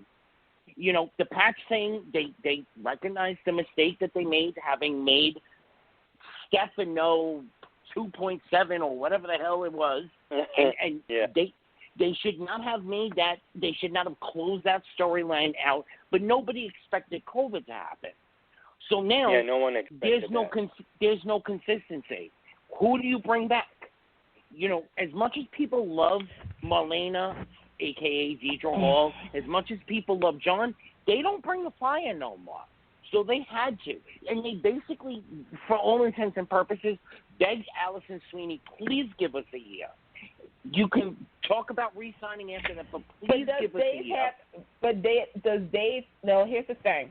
I mean, I partly put some of it on Corona, but I also go back to October, November, when they everybody put was everybody from their contract. off contract. Right. It was the biggest and mistake. The thing is, and we all on this show said that. It was the biggest mistake. We said it was a big mistake because people had. Right. And the fact that they came back, January to February, you know, I do feel as though that took away the momentum. Now, moving forward, as we get ready for their 55th anniversary, we have to deal with some things with Days of Our Lives. The first one is their ratings. Wait. One more thing, CAROLYN, because I'm about to throw this out I'm about to blow this out the water. A. Martinez is going to usher back in, and we're almost going to not even feel that they were gone. Galen Guerin, Rafe, and Camilla Bannis, Gabby. Right. When they hit their anniversary, do you know who just signed and is joining the cast? No, I don't think any single person. So, right first. Mm-hmm. Oh. You're fading out. Who? Anthony? I think Anthony faded out. Hold Am on. I here? Yeah, you're here. Yeah. Okay. Joining the cast dramatic. of Days of Our Lives is Miss Marcy Walker.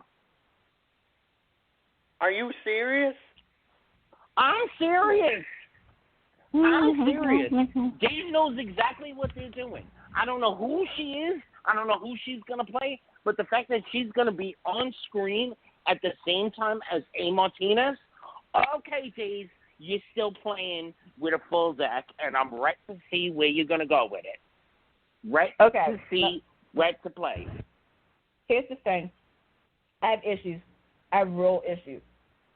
To me, I feel as though, okay, I'm just waiting for the magazine to say the plan to save Dave again.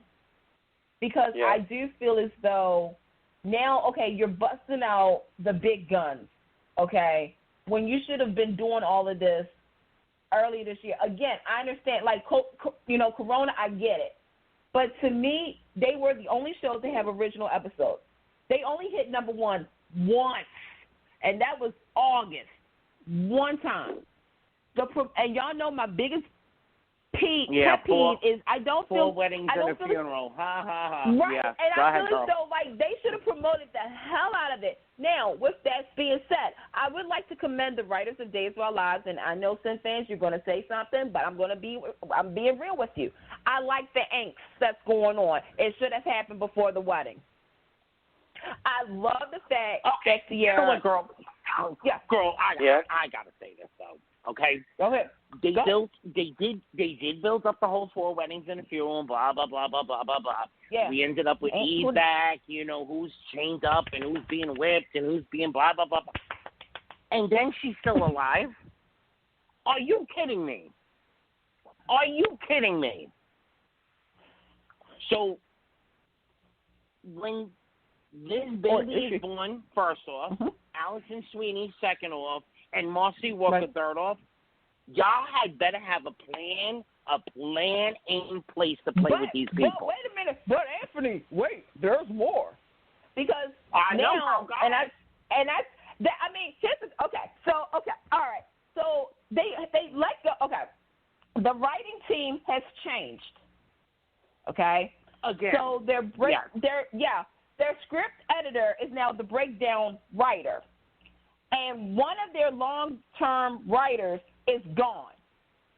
So here's the thing. If you're following at home, and I'm not saying this to diss Days, because I know a lot of you guys say, can't you always got something to say about it? I want Days to survive, because I look at Days the same way that everybody did with Gone Light, okay?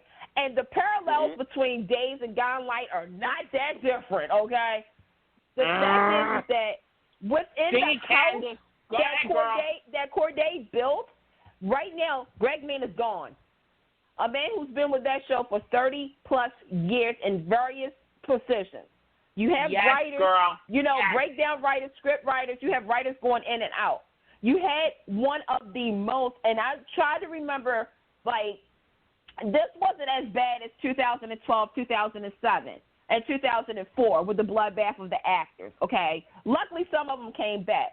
But to hear that, first and foremost, and I understand, Ken Corday was unsure. He let go of everybody. You don't do that, however, because here's the thing. When they renegotiate, some of them already was trying out for pilot season. Some of them lived their life. Some of them was like, I want more money. And if you don't give me no more money, I ain't coming back. And the fact that you played upon, and I'm glad that Camilla and Galen is back into the Hernandez family because you needed some kind of representation on that show. I just feel as though sometimes I feel it's like it's an emotional situation. Now, going forward, yes, Days of Our Lives will need to rebuild themselves. This happens every 10 years. That's why I said the plan to save Days. Again, you have Allison Sweeney. You lost Kristen Alfonso, so you bring on Allison Sweeney. She is going to – you got to think about the new generation of Days. So when you have Martha Madison, Brandon Beamer, you have like I said, Allison, you have, I think the news came out about Lucas Adams. Came out, if not, there you go, breaking news right there. You have, the continuation about what's going on with Ben. You're going to have to rebuild the DeMar household. Right now, Days is in a very interesting place, and I want to see where they go. But let me tell you something. For them to have a 1.6 rating 2 weeks ago, for those who are saying, well, what does that mean? Let me break it down to you. Days is in critical condition. All the soaps are critical condition right now. People need to get their act together real quick as we get ready to head into October. And the reason I say October is because for some shows, they start getting their early renewals. Yep. I know. Carolyn, what do you have to say about this? Wait, but I'm sorry, David. I love you, and I love the way we run this show. But before Carolyn, let's really put it down for what it is, okay? They made a bunch of mistakes during the whole whether or not they were going to be renewed, and they et cetera, had to pay for it, and they paid for it, and you had to pay for it. Begging, they begged. Bringing Allison Sweeney back on a begging is the best move they ever could have made.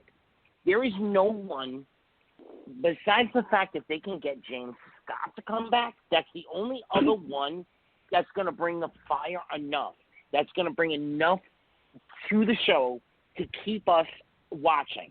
Now, you got her. You better play her to the friggin' hills, Days of Our Lives. Now, you also signed on Marcy Walker.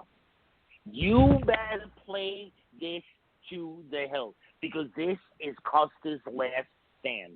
People are tired of the. I absolutely loved the time jump. I am not in the majority on that. I love the time jump. I love what it did for the show. I loved where it. I loved it because I loved where it could have gone. Unfortunately, it didn't go everywhere that I thought it. It didn't go everywhere that I thought it could have done. However, it's still good enough that with what we have left, bringing on Allison Sweeney, bringing back A. Martinez, bringing on Marcy Walker, rebuilding the DeMara family, you have one shot, baby. You got one shot, Ron. And Ron, you and I'm talking directly to you right now, Ron. You know the history we have together. I'm rooting for you. But you better bring the material. You better bring it. I'm sorry. Say, you know what? I got to add. Okay. I wanted to add that I'm so excited, beyond thrilled, that Marcy Walker is going to be on, for Days of Our Lives because I loved her on Santa Barbara, and I also enjoyed her on All My Children and Guiding Light. I loved when she played Tangi. She was so awesome with Roger Thorpe. Those were some amazing scenes that she had with the actor that played Roger Thorpe. I've got a few little tidbits that you are going to enjoy, especially those that love Sammy. There's going to be Trip versus Sammy coming up, and there's a rumor that Ben gets a new lover, and it's supposed to be Gwen. Okay. I don't want to see Ben with Gwen.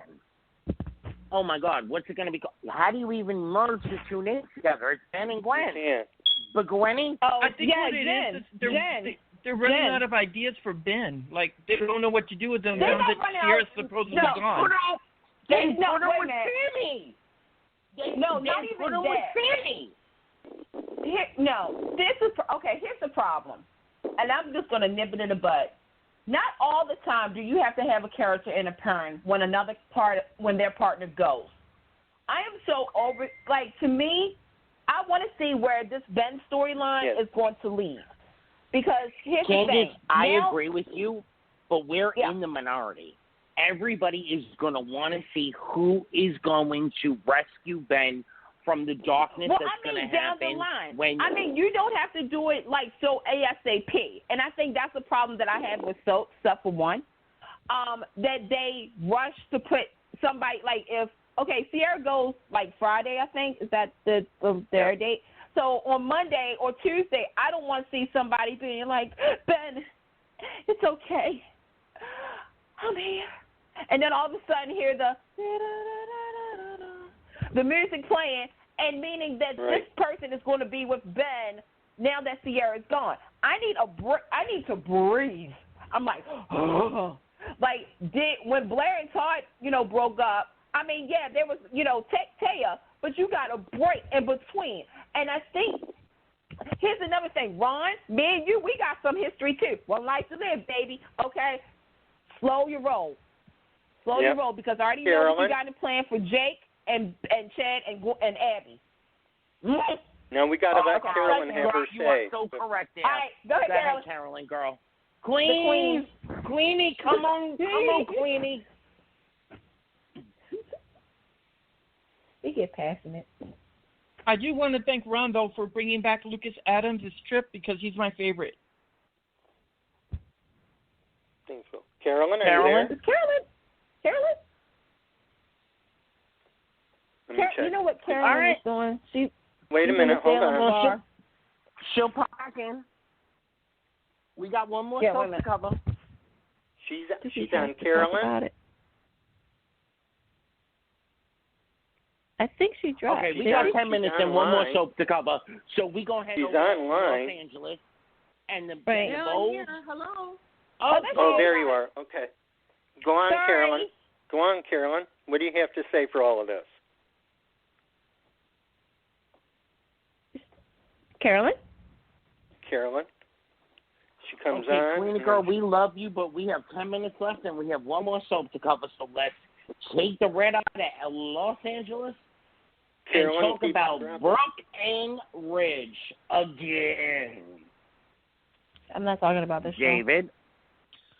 David. Go ahead. What about how are you with the Bold and the Beautiful right now? It is a parade of miscommunication. That is so, David, you're so wonderfully polite. Willie, how about you? How are you with the Bold and the Beautiful right now? I'd like to see what happens between Ridge and Shauna, and I'd like to see Quinn get hers. Willie? Will? All right, forget Willie. Candace, girl, come on. We only got a few minutes, so, I just like to point out that Bold and Beautiful, how could you do this to us? I don't recognize Bill anymore because he's now become Quinn's B. I can't say the word on the show. Quinn, stop acting like you've been there since 1987 to know about the history of Brooke and Ridge, because a couple of years ago you were lip-smacking Ridge. Brooke, you're too old. Ridge, you're too old. Shauna, stop being rah-rah sis Mumbai. Yeah, that's all I got. I can't, and poor Katie. That's it. Okay. So, Carolyn, can you hear us? Know. Carolyn's been having audio issues. When she pops in, I promise we'll stop talking.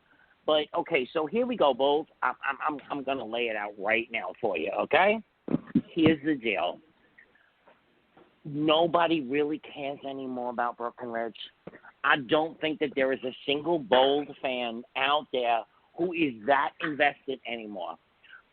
As Candace just said, Quinn, I don't know who you think you is, but you need to take it about 7 steps back, dust yourself off, and then have yourself a little cannoli. Bye-bye, girl. Okay. Here's Carolyn. Carolyn, you back? Carolyn. Hello? Carolyn? Hello? Hello? Carolyn. Carolyn? Hello? Yeah. Carolyn, Hi. can you hear us? Okay, Hello? back to Bold. She's having problems with her mute. It might be the storm because she's on the other coast. Oh yeah. It might be Lucy. It might be okay. So I think Shauna. I think Shauna has played out her relevance up in Los Angeles, up in the Bold and the Beautiful. It's time for her to go. Candace, you are absolutely right. Who is Bill? I don't know this Bill. He must be drinking the water that Taylor was drinking about a year ago. What the? Okay, last comment. I cannot believe I'm saying this, but I want Thomas back. Okay, I'm done. Willie, Candice, take it away. I need for Bold to step up ASAP. Brooke, ASAP. I mean, it's just too. I mean, all right. If this is all Quinn's, situation and stuff. Okay, again, Quinn, honey, you, Shauna, you're just an idiot. Like I said, I don't know what happened with Brett. I think he flipped the script and, switched on Shauna. It was like, okay, all you guys like this Shauna overflow, da-da-da, here we're going to this. And it's like, Ridge, come on now. Like, you're too grown for this. Like, I'm sorry, but I don't understand what Bold is doing. Now, the Steffi situation I'm interested in because we got a hot doctor. Yes, girl. Mm-hmm. I know some people are kind of like on different sides of this. It's like, okay, all of a sudden, Steffi, here's the thing. Again, if you've been in an incident, keep in mind this girl had broken ribs. She's trying to be super Wonder Woman. She's trying to be a career woman. She's trying to be a mom. And how many of us on here, when we're in pain, we don't want anybody to see it? Yep. We try to cover it up, especially if you're working. And that if your job sees you sick, they're going to say, go home, meaning you're going to lose a day pay and stuff. So I see where that goes. I am curious to see how everything falls into place because I did see some spoilers. And I know I'm in the minority. Bold sometimes likes to play upon those spoilers to make fans have a reaction. But I will say this. If this story is going where I think it's going to go, then this is a story that actually should have happened maybe a year ago. And for those who are saying and for those who are saying that a certain somebody shouldn't be a part of it, I just want to let everybody know that baby is also that kid's, also that person's stepchild. Yep. Because it wasn't so let's see how it goes down on Bold and Beautiful. Right now, Bold, you just need to, kudos to Bold for being the first one out the gate with doing a soap opera. It's not easy being the first, I know. But I'm just enjoying, right now there's certain parts, but I really can't wait for Maya, Nicole, Zende, and some other people to return to Bold because I have a funny feeling drama is about to go down. I hope and I don't know anything. I hope so. I hope all drama goes. I hope drama, instead of going down in ratings, go up. Oh, girl. I got just a tiny little teaser for everybody. No. Maya and Nicole are not exactly who they think they are. And when it all unfolds, it's going to be explosive. All I got to say is Maya and Nicole are going to find out something about themselves that they could never have imagined. Woo! Yeah. It's just my baby. Wait for that to come It's just my baby girl. Oh, sorry, I was singing, but yeah. Okay, Carolyn is back. Can you hear me? Carolyn? Yeah. Yes, now. she is. Oh, there she is. Girl, you got 2 minutes. We was worried about you. Talk about days. I don't know. Talk about days. Hurry up. That's okay next time, but I think it's all calculated. I love this rotation. We only have a minute and a half, so. Oh, okay. Well, I love that. And Carolyn made it in no time, didn't you? Okay, let her go. Let her go. She got to close an argument. It's all good. I said I think it's all calculated, and I love the rotating of the actors, and at least they got a job. Especially with short and sweet and to the point. Yep. Okay. So we have to well, everybody call out it a there night. in listening land, we will be back in 2 weeks, as we always are. We will probably have a fabulous guest, but I can't tell you who it is right now. But come back and join us 2 weeks from now. We love you all. Keep watching. That's going to be the 10th? Bye. That's going to be the 10th? Good night. Okay. Yep. Happy Labor Day, everybody. And stay safe. Happy Labor Day. Great weekend. Wear a mask. Bye-bye. Stay safe. Stay safe. Love you. Stay safe. Get connected with Take Two Radio on Facebook or Twitter at Take Two Radio. For email updates on future shows, follow at Blog Talk Radio. For previous episodes, upcoming guests, and more, visit TakeTwoRadio.com.